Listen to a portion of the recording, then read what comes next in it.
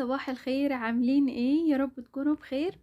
النهارده بقى هنبدأ الفيديو كده بالصلاة على النبي، نصلي كلنا على النبي. اللهم صل وسلم على سيدنا محمد وعلى آله وصحبه أجمعين. يلا بينا نبدأ الفيديو كده ونشوف عملنا ايه النهارده. عملنا صينية المكرونة بالبشاميل الجامدة دي. ايوه ايوه ايوه. ناس قاعدة بقى فاضية والجو برد، لازم نعمل ونطبخ ونعمل أحلى أكل وأحلى حاجة لينا ولولادنا. المهم بقى، انا قلت ابدا معاكم كده اليوم من بدري. قمت فطرت ونزلت جبت كرتونتين المكرونه دول، بينفعوني قوي. وخصوصا طبعا في الشتاء كلنا قليل جدا لما بننزل، يعني لو في معاكي اطفال وكده الموضوع بيبقى صعب ان انتي تنزلي كل شويه عشان تجيبي كيس او اتنين. لا، انا بستسهل كده دايما. ماما عودتني من زمان ان انا اجيب الكراتين كده واعملها، وهي كمان دايما بتعمل الموضوع ده، يعني اسهل واوفر. يعني بيبقى فيها وفرة جامدة في الكراتين دي، يعني عن الأكياس العادية. أنا مش عارفة أسعار الكيس دلوقتي، بتهيألي وصلت ل10 و11 جنيه، طبعا بتختلف من مكان للتاني. لكن موضوع الكرتونة بتبقى فيها جملة أكتر، يعني بتبقى واقفة مثلا في الكرتونة أقل جنيه من بره، فما تجيبي 20 جنيه مثلا، 20 كيس بتبقى فرق 20 جنيه في الكرتونة. وخصوصا بقى لو انتي من النوعيات اللي بيستخدم مكرونة كتير زي، يعني أنا أكلي يعتبر كله مكرونة ورز، مكرونه ورز وخضار. قليل العيش معايا، يعني العيش قليل قوي معايا، مش اكيلة عيش قوي. فعشان كده دايما المكرونات عندنا طول الوقت. فالمهم بقى قلت كده اغرف لهم. كان عندي خبيزه من امبارح، قلت اما اغرف لهم كده طبقين الولاد ياكلوا على ما اعمل الاكل واروق الدنيا وانضف. زي ما انتوا شايفين كده الدنيا كلها كانت مقلوبه، والمطبخ كان متدمر، وكملت انا بقى عليه. يعني لسه انتوا مشفتوش حاجه. انا لسه قلت اما احط بس الميه كده على النار تغلي علشان اسلق المكرونه، ونشوف اللي ورانا. يعني شغل الشقه مع المطبخ مع الاكل، لا الموضوع طلع كبير. ضحكوا عليا والله، ضحكوا عليا. الواحد لو يعرف كل ده، احنا كنا عايشين ملوك، اقسم بالله عايشين ملوك فعلا. المهم بقى قلت اللحمه اللي كانت عندي كانت قطعه، ما كانتش مفروم تمام. انا قلت لكم ان انا ما بقتش بجيب لحمه مفرومه من بره خالص، دايما بجيبها قطع وبفرمها عندي. فجيت بقى اوريكم العجانه الجامده دي، جامده جامده جامده المفرمه، يا نهار ابيض. لا تحفه، والله العظيم تحفه. هتحرمي تجيبي لحمه مفرومه من بره جاهزه. يعني انا هنا بجيب اللحمه، انا كنت بجيبها المفرومه على فكره من بره، وكنت بغسلها. بغسل اللحمه المفرومه عشان ما تستغربوش. بغسلها بس طبعا مش بغسلها في مصفى ولا في طبق ولا الكلام ده، وهي في الكيس. بصفي الدم اللي فيها وبنزل عليها ميه وهي جوه الكيس لسه، اشطف كذا مره وهي في الكيس عشان خاطر برضو ما تنزلش مني وتهدر معايا لحمه كتير. لان انا بكره ريحه الزفاره وطعم الزفاره في الاكل موت. انا موسوسه قوي، وخصوصا موضوع الدم ده. يعني انا كبده لحمه مفرومه اي حاجه لازم تتغسل من الدم، ما بعملش حاجه بدمها. المهم كان عندي كيلو لحمه كده في التلاجة في الفريزر، يعني طلعته فك. وانتوا شايفين اللحمه حمرا خالص، انا مش بحب اللحمه الملبسه، او نادرا لما باكلها، يعني نادرا. فدي كانت حمرا خالص عندي، كانت جميله قوي. بصوا بقى العجان، يا نهار ابيض. شايفين مفرمه؟ انا والله نفسي اجيب باقي القطع، يعني في قطع كتير ناقصاه. هي دي يعني اعلى واط، وفي نفس الوقت اعلى عجان موجود فيها كمية قطع اكتر. يعني العجانة الوحيدة اللي موجود فيها كمية القطع دي مع ال1700 واط هو النوع ده. تمام، لان انا لفيت عليه جدا كتير. دورت في بيتك، ما كانش موجود في الوقت اللي انا اشتريت فيه العجان. للأسف ما كانش موجود في بيتك، كان موجود الموديل اقل من ده بقطع اقل. يعني هي 1700 برضو، بس بتفرق في عدد القطع اللي جايه معاها. المهم ان انا لقيت في قطع جميله قوي موجوده في الكتالوج، عايزه اجيبها ان شاء الله، برضو هجيبها.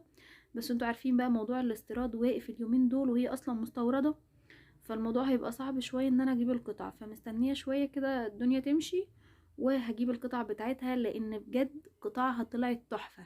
يعني لو انت عروسه وبتجهزي، صدقيني لو جبتيها كامله متكامله، ولا تقولي بقى خلاط ولا كبه ولا مضرب ولا اي حاجه، ما تجيبيش اي اجهزه. يعني انا بالنسبه لي هاتي جهاز واحد توب احسن من الاجهزه كتير. يعني انا ايام ما كنت بجهز ناس كتير بقت تقول لي هاتي اكتر من موتور. يعني هاتي مثلا خلاط لوحده، الكبة لوحدها بموتور لوحدها، المطحنة لوحدها بموتور لوحدها، الكلام ده. انتوا فاهمين انتوا القصة دي؟ لو هتجيبي مثلا مفرمة لحمة هاتيها بموتور لوحدها. فلقيت نفسي انا فعلا جبت كبة وجبت مطحنة، وجبت عائلة براون كاملة، وجبت عائلة تورنيدو برضو كاملة. وايه تاني؟ يعني كان عندي اربع مواتير موجوده معايا، كل موتور بحاجات كتير بقطع كتير. يعني لقيت نفسي انا مش عارفه احط حاجه في المطبخ. يعني كنت بجد غير المضرب كمان يعني. انا بجد ما كنتش عارفه احط حاجه في المطبخ خالص. ما كنتش جايبه عجان، انا كنت جايبه عجان بس كان موديل يعني اللي هو ايه، كان نوعه ايه، كان بلاك اند ديكر باين، مش فاكره.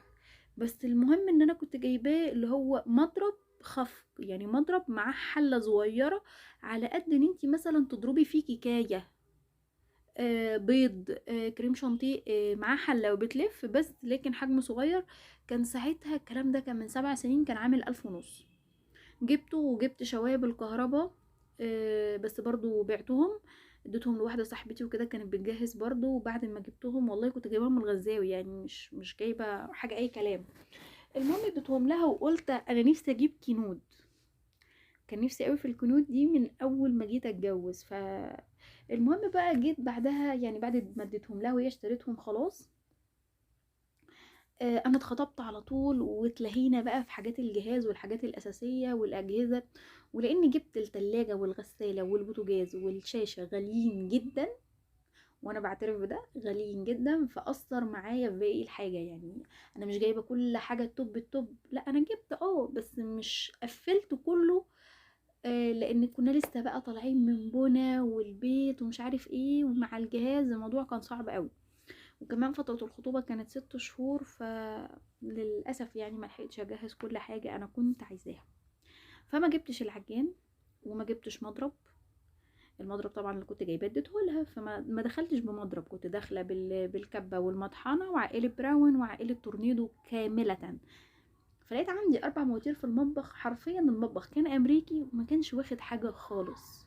يعني كل ده غير ان انا كنت جايبه 5 اطقم حلل، غير طبعا بقى الرفايع. يا نهار ابيض على الرفايع، انا كنتش لاقي مكان احط فيه الحاجه والله. يعني حرفيا كده كان المطبخ مليان، والنيش مليان، وتحت السراير كان مليان كراتين. انا دلوقتي بندم ان انا جبت كل ده. طبعا حاجات اتكسرت وحاجات اتبهدلت وما اقولكوش يعني. المهم هنلخص بقى كل ده، نلخصه مع بعض. هاتي موتور واحد يكون كويس وعملي، مش هيبوظ منك. مفيش حاجه بتبوظ غير لما بتهملي فيها، حطوا في دماغكم النقطه دي. مفيش حاجه اسمها اصل موتور واحد هيبوظ. هيبوظ دي بعد كام سنه؟ بعد 10 سنين، بعد 15 سنه. معلش انا ماما عندها خلاط بتاعها فاهم من ايام ما اتجوزت، ولسه موجود عندنا وشغال زي الفل، وما بيبوظ بنصلحه ويشتغل تاني. الحاجه طول ما انتي بتحافظي عليها بتعيش. طب ما العجان دي موجوده معايا اهو بقالها حوالي قد ايه، يعني داخلين في 3 سنين اهو، ومشغلاها عجان ومشغلاها مفرمه لحمه. طول الوقت بعجن وبضرب، وانتوا شايفين اصلا كميه المعجنات اللي انا بعملها. انا في حاجات كتير قوي ما بصورهاش. يعني انتوا هنا انا عملت فيها اللحمه اهو، وعملت فيها البصل والفلفل والطماطم. بس في البصل والفلفل والطماطم ما كانش نافع ان هي تتعمل في المفرمه بتاعه اللحمه، لانها طولت قوي وخنقتني. يعني حسيت الموضوع طول قوي مني. فهي حلوه جدا في اللحمه، لكن لو بصل وفلفل وطماطم والحاجات دي الخضار عموما يعني، لا اعملوهم في الكبة اسهل. طيب هي مش جاي معاها كبة، جاي معاها كبة، جاي معاها كبة و4 مطاحن. يعني انتوا عارفين طول مطحنة بتاعت التوابل جاي معاها 4 برطمانات. انا في حاجات كتيرة يمكن انا وريتها لكم في الفيديو اللي انا فتحتها فيه. وجاي معاها شفشق ازاز جميل جدا. طبعا انا لسه ولا جربت المطاحن دي ولا جربت الشفشق. في حاجات كتير انا لسه مجربتهاش فيها. وكمان جاي معاها ادوات للخفق والعجن، غير اللي انا بستخدمها. دول اللي انا بستخدمهم دول ال3 اللي هم الاستانلس، الحديد بمعنى الاصح. او المعدن. في ادوات تانية جاية معاها سيليكون، مش هستخدمها بقى غير في الشقة الجديدة والشغل الجديد اللي احنا هنعمله، علشان خاطر هعمل مطبخ واسع. ومش هيبقى واسع قوي يعني، هو الشقة جاية جاهزة للأسف يعني، ومطبخها برضو مش واسع قوي. بس هعمل مطبخ لف، وطبعا هكون فردت السفرة بتاعتي بقى، ويعني في حاجات كتير هيبقى عندي مساحات تخزين أعلى من كده. دي الفكرة يعني، هقدر مثلا أرص كل حاجة. ثانيا انا في حاجات كتير اتخلصت منها، يعني الخمس اطقم حلل معايا صفصفوا على طقمين، طقمين والتالت بيفنش. يعني طقمين متعانين والتالت بيفنش خلاص. مع ان انا جبت اغلى اغلى اطقم حلل يعني. دي تورنيدو اديتها هنا لماما. براون شغاله معايا وكويسه، مع ان انا جايبه الموديل اللي هو اول ما طلع، اللي هو اقدم موديل ليها، انا كنت جايباه لان كنت جايباه اول ما طلع. طبعا من زمان الكلام ده، من سنين، من حوالي 10 سنين. ف طلع موديلات طبعا احسن. فانت لو هتجيبي دلوقتي نصيحة، هتجيبي انت كده كده لازم بقى اساسي عندك العجان والمضرب لاي عروسة دلوقتي بقيتوا بتجيبوه. هتجيبي هاتي عجان كامل، وعايزة تجيبي بقى يعني مثلا حاجة احتياطي هنقول زي ما بيقول، او زيادة رفاهية. هاتي عائلة كينود. عائلة كينود اللي هي مش فاكرة 36 قطعة او 32 قطعة، هي حاجة في الثلاثينات كده يعني. معاها كل حاجة، كل حاجة كاملة مكملة. ثانيا يعني احنا اصلا ما بقيناش بنستخدم الخلاطات والشفاشي قوي، عشان الناس اللي لسه بتجهز او اللي بتجدد. دلوقتي الهاند بلندر بقى يقوم بالواجب يعني. انا لسه ما جبتوش لحد دلوقتي، لان انا عندي شفاشق كتير، فاللي هو مش كتر اجهزه واركن. فلو انتي بتجهزي، انا من رايي الشخصي عجان كامل متكامل زي ده مع هاند بلندر. اكتر من كده مش هتحتاجي. عايزه تجيبي بقى زياده رفاهيه، هاتي عقلة كينوت كامله مكمله، اللي هو بقى معاها المطحنه، معاها الكبه، مفرمه، معاها كل حاجه، مفرمه خضار، شفشق خلاط. هتبقى معاكي كل حاجه زي ما انت عايزه. لكن كون ان انت تجيبي اكتر من موتور زي ما اتقالي وزي ما ناس كتير ما بتعمل، مش هتلاقي مكان تحطي الحاجه فيه. ثانيا الماتور لو جبتي حاجة نظيفة بتعيش، عشان تبقي واقعية كده، هتجيبي حاجة نظيفة هتعيش. فمش كتر أجهزة في المطبخ على الفاضي يعني، مش كتر كركبة بمعنى الأصح. وفي نفس الوقت كل يوم بيطلع موديل أحدث وأحسن بكتير من اللي قبله. يعني عائلة تورنيدو دلوقتي أصلا، يعني على فكرة الكبة دي أو المطحنة دي أصلا، دي أصلا مفرمة لحمة. تمام. بس لما فرمت فيها اللحمة طعمها متغير عن ما انتي هتفرميها في المفرمة بتاعت اللحمة اصلا العادية، اللي هي زي مثلا بتاعت العجان، زي اللي عند الراجل الجزار. طعمها بيختلف تماما. فانا حبيتها ان انا افرمها في المفرمة العادية اللي هي زي بتاعت الجزار يعني. وعملت في دي الفلفل والبصل والطماطم والثوم، حطيت عليها برضو فصين توم فيها. فهي اصلا يعني ماما كسرتها والحمد لله. بس طبعا علشان خاطر تورنيدو ملهاش قطع غيار كتير دلوقتي، فمش عارفه اذا كنت هلاقيها ولا لا. بس انا سالت عليها في كذا محل وكده، ما لقيتش القطعه دي للموديل ده يعني.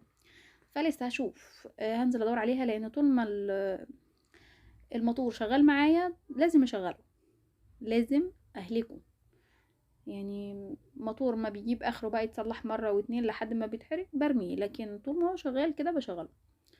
فالمهم خلصت وركنت العجان بتاعي الجميل اللي خاطف قلبي معاه ده، وحطيت بقى التوابل عليها، الملح والفلفل الاسمر والسبع بهارات، وبدلها رشة قرفة بسيطة كده، وهحطها على النار.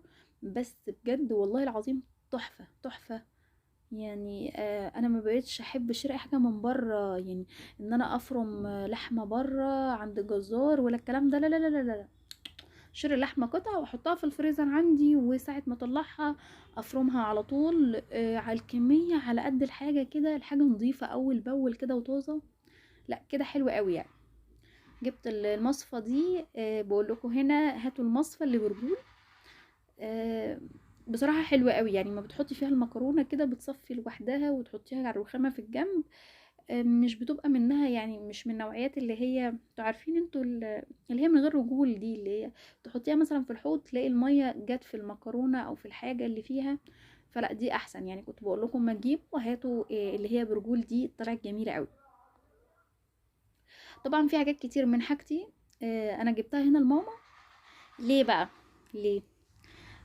اولا الحاجه كتير، ثانيا المطبخ عندي صغير جدا جدا، انتوا شفتوه يعني، انا ظهرته في كام فيديو كده من الفيديوهات القديمه. المطبخ عندي صغير جدا، ما بعرفش اقف فيه واصور كده علشان الناس الفضوليه ما بتصوريش عندك ليه؟ مش عارفه اقف واصور فيه خالص، حاولت كذا مره. موضوع التصوير هناك صعب قوي، مع ان المطبخ هنا ده صغير برضو، وانا عكسه النظام بتاعه. يعني انتوا عارفين حاطين الغسالتين هنا وهنا البوتاجاز، عكست النظام اصلا، يعني المفروض العكس. لما بيكون بقى العكس بالنظام بتاعه المظبوط بيدي وسع كمان اكتر من كده كمان. يعني ده انا عاملاه كده علشان خاطر يبقى في وش الضوء، لان في اضاءة الطرقة منورة معايا على البوتاجاز، فده اللي خلاني اعمله هنا.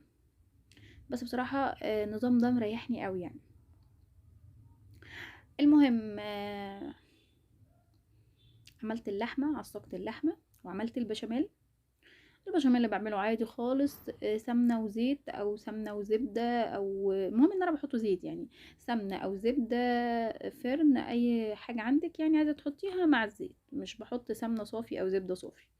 تمام. مع الدقيق، على حسب معالق السمنة او الزبدة بتحطي الدقيق. يعني حطيتي مثلا 4 معالق مادة دهنية، يبقى عليهم 4 معالق دقيق. تمام. طيب انا مش عايزة اعيرها كده، عادي حطي السمنة والزيت براحتك، حطي الكمية اللي انت عايزاها وحطي عليها الدقيق. بس خلي بالك، لو لقيتي الدقيق ازيد من كمية المادة الدهنية لدرجة ان هو كتل معاكي، زودي المادة الدهنية تاني. يعني لو لقيتيه مثلا مش عامل طبقة كريمي كده في الحلة اللي بتعملي فيها، زودي الزيت او السمنه، زوديها لحد لما تلاقي الدقيق بقى عامل طبقه كريمي كده معاكي، وخليه يتحمر كده، ياخد بس كده غلوتين كده تحمير، وانزلي عليها باللبن الساقع. طبعا انا ما بعملهاش بلبن صافي، انا بحط يعني مثلا الطاجن ده انا حطيت عليه كيلو لبن وحوالي كوبايتين ميه. تمام. لازم ادخل ميه، ما بحطش لبن صافي خالص، لازم ادخل ميه عشان ما تبقاش دسمه قوي. فاهمين الفكرة؟ في ناس بقى بتعملها بلبن صافي، الموضوع بيبقى صعب يعني، بحسها تقيلة قوي. فانا بحاول اخففها كده شوية. والآنسة إيلين كانت لسه صاحية من النوم، كانت كلت الخبيزة ونامت ريحت شوية. وفي اليوم ده كان عندها سخونية جامدة، اللوز قايمة معاها بالواكب. انا مستنية بس على الصيف كده ان شاء الله هعمل لها برضو عملية اللوز. فكانت تعبانة وقايمة بقى من النوم، مكرونة يا ماما، مكرونة يا ماما. هي بتعشق المكرونات يعني، عاملة زي، وخصوصا المكرونة بالبشاميل بستغل فرصة انها فيها لحمة فبتاكلها، لكن لو لحوم عادية قطعة كده للأسف ما بتاكلهاش يعني. فبستغل النقطة دي، اعمل لها مثلا مكرونة بالبشاميل، مكرونة بالوايت صوص، بحط لها فيها مثلا قطع فراخ، ممكن اعمل لها اللي هو كفتة اللحمة الكور دي، بتبقى حلوة قوي برضو. بعملها مع مكرونة كده وايت صوص كده، بتبقى جميلة برضو. المهم ان هو اي حاجة علشان خاطر يرضوا ويحنوا علينا ان هم ياكلوا يعني. فهرجع تاني بقى للمكرونة بتاعتنا الحلوة دي، حطيت طبقة مكرونة وعليها طبقة البشاميل واللحمة، ونزلت كمان بطبقة بشاميل وعليها مكرونة وكمان بشاميل في الاخر خالص. وكالعادة بعمل البيضتين بتوعي الحلوين بشوية ملح وفلفل اسمر. في ناس كتير ما بتحبش تعملهم، بس انا بحب اعملها، بتخلي الوش جميل، ما بتعملش اي زفارة نهائي. عشان الناس بس اللي هتقولك بتعمل زفارة، لا ما بتعملش زفارة. هنا كانت السمنة البلدي عندي خلصت، فكان عندي وش اللبن كنت بجمعه في الفريزر علشان خاطر اعمله زبدة وبعدين اسيحه. فطبعا السمنة كانت خلصت، وانا عايزة احط بقى شوية سمنة من فوق كده تظبط الوش، فطلعت حتتين كده، كسرتهم وحطيتهم على الوش، ساحوا وادوا طعم تحفة، وفي نفس الوقت دسمة ومغذية جدا. احنا حاطين لحمة وحاطين سمنة بلدي وزبدة، فموضوع مغذي قوي، ولبن كمان، وفي نفس الوقت خفيفة. في ناس بقى بتحب تعملها بالشوربة، مش عارفة يعني، او في ناس بتحب تعملها كده، بس انا مستحيل اعملها بشوربة. خلينا واقعيين يعني.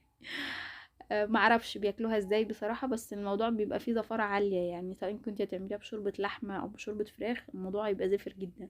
وفي ناس بتعملها بشوربة البط، يعني انا معرفش ازاي انتوا بيجيلكوا نفس كده تاكلوها يعني. هي اصلا فيها لحمة مفرومة، سواء كنت هتحطي لحمة عجالي او جملي، لما هتدخلي معاها شوربة بط، فاللي هو الموضوع ايه ده، ايه ده اللي انتوا بتعملوه ده؟ مكرونه بشاميل معروفه بتتعمل باللبن. فدي اذواق بقى واراء في الاكل يعني، انا مش هجادل فيها. فالمهم دخلت الصينيه الحلوه بتاعتي الجامده دي في الفرن، وقلت على ما تستوي طبعا المطبخ كان قايم بالواجب معايا، مواعين، المواعين اللي ما بتخلصش.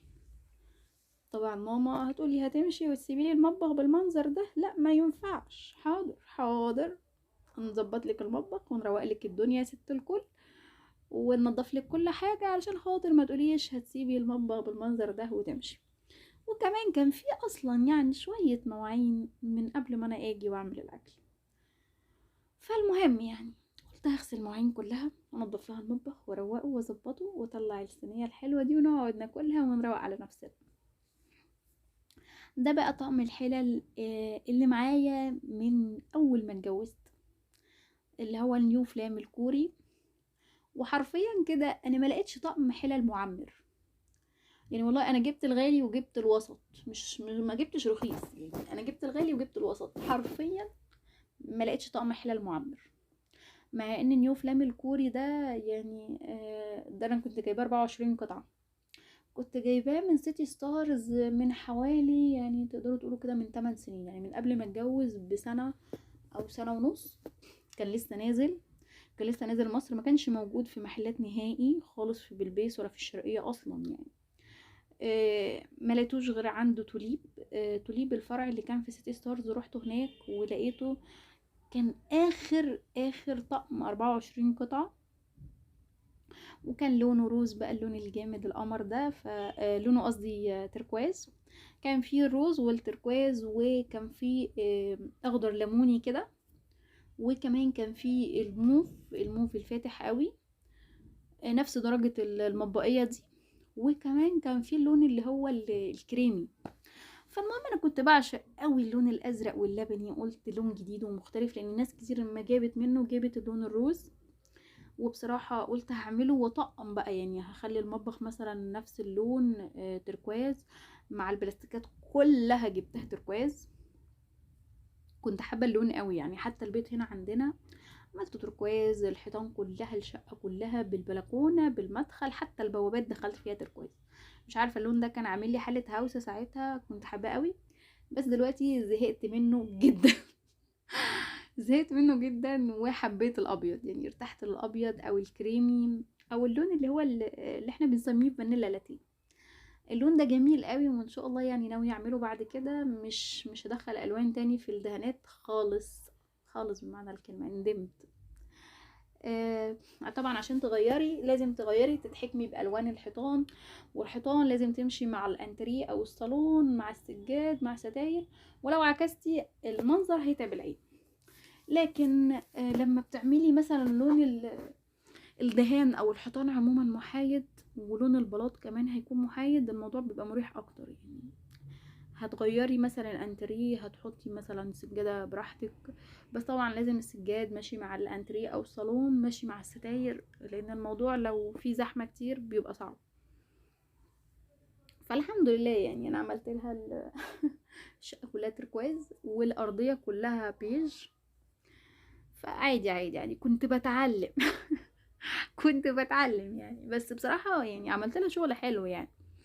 بس اللي هو كان محتاج بقى يعني مثلا يعني العفش يبقى نفس اللون، وده طبعا ما عملناهوش، لان نقلنا من هنا ما فيش اسبوع انا اتخطبت وكتب كتابي واتجوزت، فالموضوع جه دربكه دربكه. وثانيا الصالون بتاعها كان جديد وعفش اغلبه كان متجدد، هو بس الانتريه اللي في الصاله ده اللي ما كانش متجدد، فما لحقتش بقى اغير. فالمهم بقى الصينيه بتاعتي الحلوه استوت وطلعتها من الفرن. شايفين المنظر الجميل ده؟